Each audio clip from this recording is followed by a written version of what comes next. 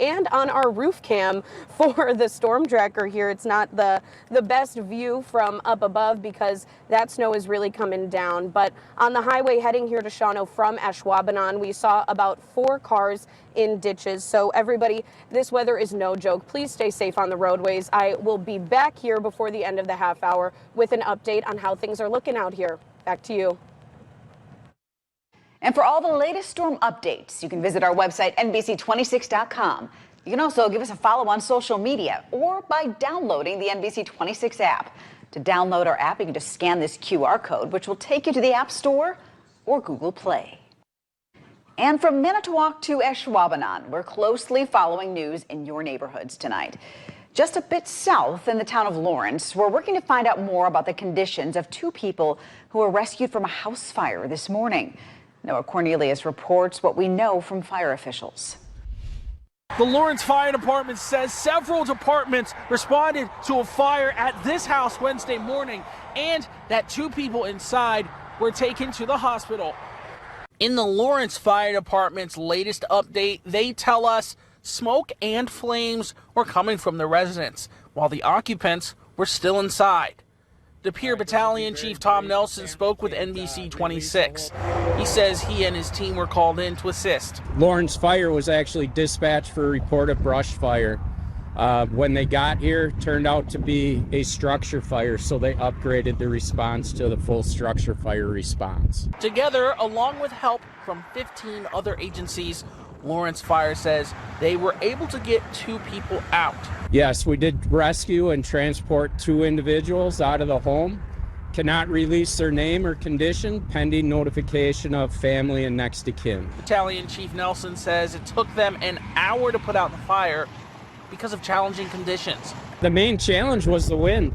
You know, wind blowing at 40 miles an hour really spreads the fire and intensifies the fire. So that was the main challenge.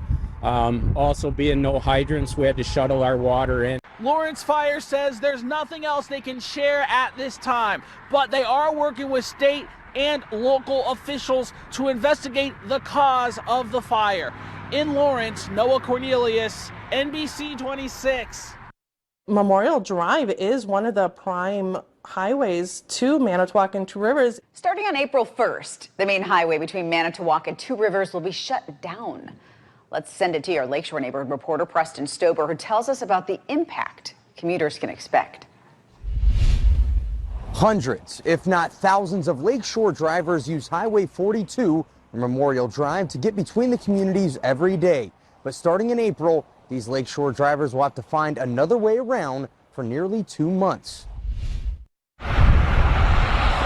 It's basically the only route between Manitowoc and Two Rivers. Highway 42 from Wallop Boulevard in Manitowoc to the West Twin River and Two Rivers will be shut down from April 1st to May 23rd. Every 20 years or so, we got to do updates. And Brian Hain of Wisconsin's Department of Transportation is the project manager. The purpose, he says, is to update things such as asphalt, sections of concrete, and storm sewers. we want to interrupt people in their daily lives as little as possible, but we do have to get the work done. The detour will take drivers north of Manitowoc as opposed to hugging the lake. This will divert traffic away from places such as the Village Inn on the lake.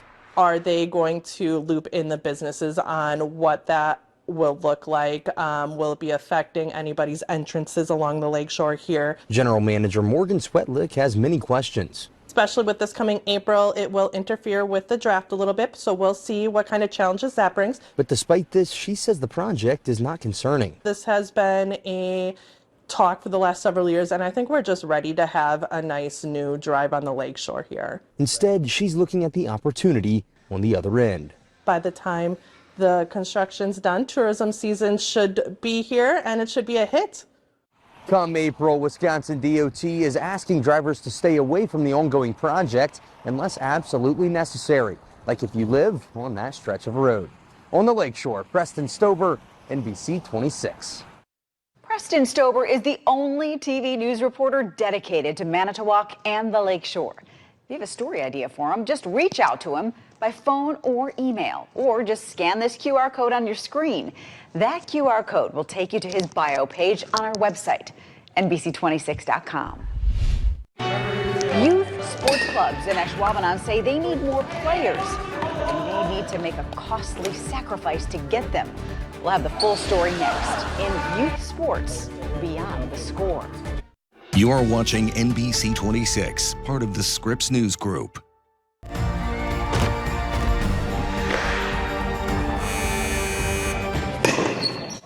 Co-sponsored teams are a unique way for a municipality to support youth sports and keep the costs low.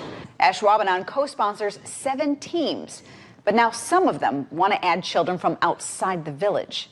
Your Ashwaubenon neighborhood reporter Carl Winter breaks down the debate in this edition of Youth Sports Beyond the Score.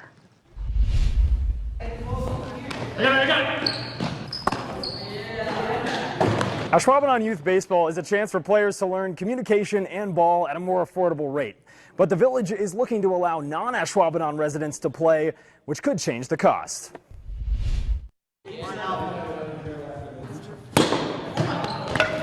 The numbers have been dwindling for the club in recent years. We are at scraping by 4 teams for our older kids. And they may practice in a gym in the winter, but it's cheaper than travel ball options. What makes Ashwaubenon different is we try to keep it as low cost as possible. To bring numbers up and allow nearby kids to play, the club wants to allow players from outside the village. But not if that means the village of Ashwaubenon pulls its contributions, like field maintenance.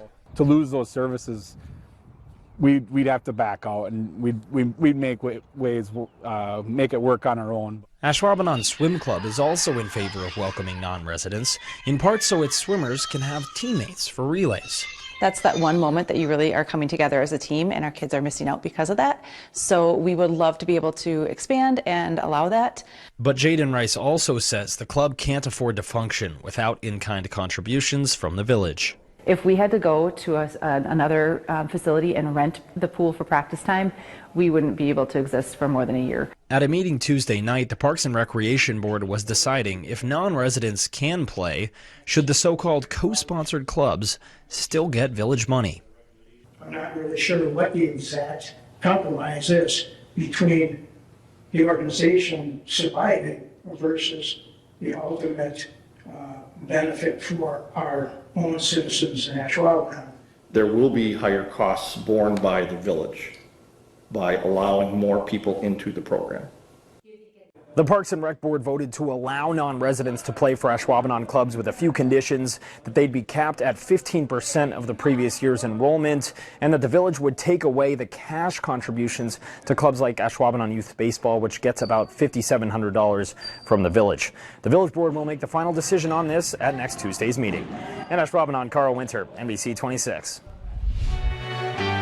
Right now, here in Northeast Wisconsin, we are looking at thunder snow, thunder sleet, and thunder rain. I'll have a complete look at your forecast, which includes what the storm is going to do tonight into early tomorrow morning after the break. Now, Chief Meteorologist Cameron Moreland, featuring the 3-Degree Guarantee, sponsored by your Wisconsin Chevy Super Dealers. All right, this spring storm is transitioning to a winter storm across the Fox Valley right now. We've got winter storm warnings to the north, winter weather advisories to the south, and winter weather advisories that continue all the way down across parts of southern Wisconsin. Now, here's a look at what's going on right now. By looking at the visibility, you can see where the snow is coming down at a pretty good clip. Down to half a mile in Appleton, 1 mile in Clintonville. You saw what was going on in Shawano. The roads are covered, the grass is covered, and all this snow is going to be sliding east as we head throughout the evening. Lightning track 26 showing that it hasn't been just showers and rain and sleet and snow, but it's been thundering to go along with all those precipitation types, and you can see that those thunderstorms continue to work off towards the north and east. Here's the high-res future radar as we head through the evening into the early morning hours of Thursday. Where it's raining or sleeting right now, it's going to change over to snow within the next hour or two. That snow will fall heavily at times, and then once we get past midnight, the heavy snow is going to shift off towards the east as the whole storm begins to wind down. Here's a look at what the latest SkyCast snowfall computer model is forecasting for Northeast Wisconsin. This is from here on out, and it's showing kind of a hodgepodge of snow amounts across Northeast Wisconsin. This is going to be a wet snow, Temperatures are above freezing. It's been raining all day. So, some of us could see 7 or 8 inches of snow fall, but that could compress down to maybe 2 to 4 or 5 inches when all is said and done. So here's my official forecast from the NBC 26 Weather Center. 4 to 8 inches north and west of the Fox Valley. It's been snowing for the last couple of hours. It will continue to snow. We will see the mix go over to snow farther south and east. And I think from the Fox Valley towards the lakeshore, most of us end up with about 2 to 4 inches. 36 right now in Appleton. In Green Bay, winds are gusting between 30 and 40 miles per hour. The temperature is dropping. You can see we've got 29 degrees in Antigo. That colder weather will eventually drop south across northeast Wisconsin throughout the night. But right now, with the snow, temperatures are still above freezing, so it's a very heavy and wet snow. Lots of melting and